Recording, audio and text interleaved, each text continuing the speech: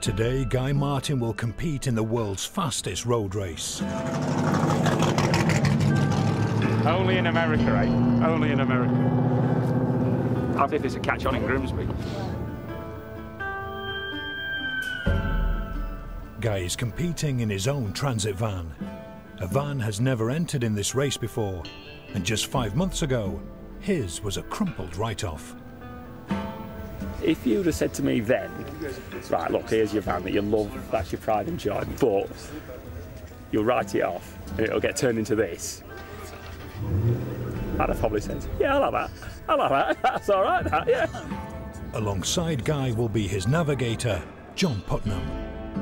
He has 13 Nevada races under his belt and has won it 8 times. Their competition is formidable. Some of these cars are amazing. And then there's this Transit sticking out like a sore thumb. There's a Lamborghini Diablo in front of it, and it's like a third of its height. Racing begins bang on 8 a.m. As Guy's start time approaches, the team are tense. I'm a fairly calm person, but I was chewing fingers and stuff.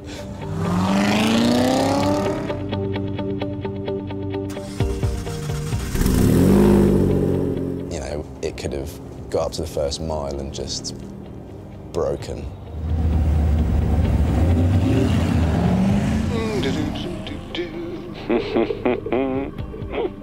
We're on it, mate.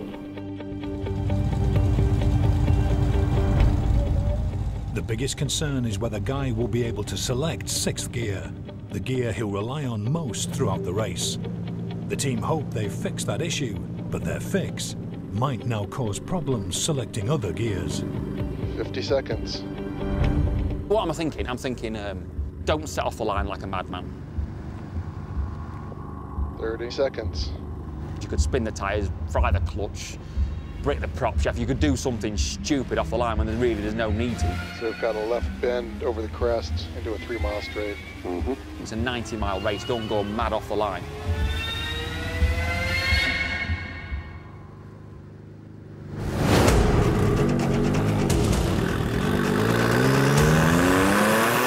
But he pulled off in first, it sounded pretty good, and then he went for second and missed second. Then he went for second again and missed it again. I was just like, oh, just put it in third, just put it in third. Guy finally gets second and carefully moves up through the other gears.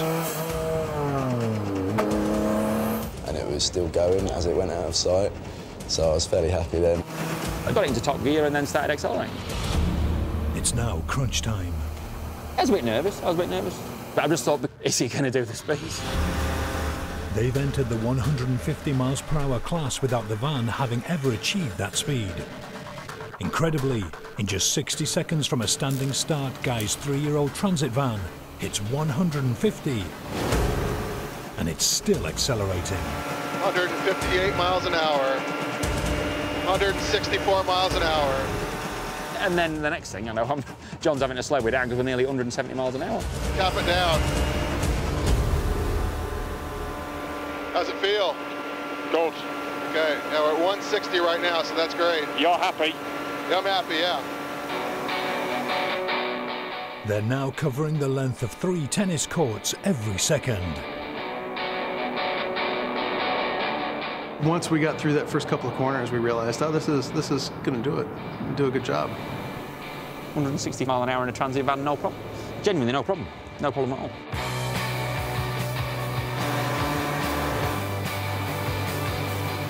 Now for Guy, it's all about keeping it on the road. For John and his rally clock, it's about keeping them on pace to hit the perfect average speed. Coming to a right-hand sweeper. All the temperatures are good. Okay. Got a 7-mile straight after this. Doing pretty good at 160. Yeah, I'm only just touching the throttle, so it's not working it hard.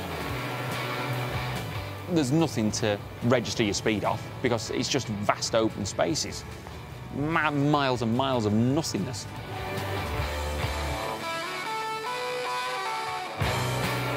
How's it feeling through the curves?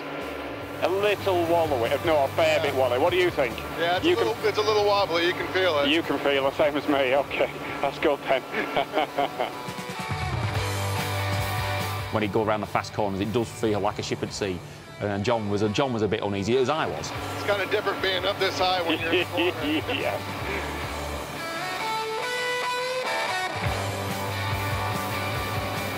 "56 miles into the event, Okay.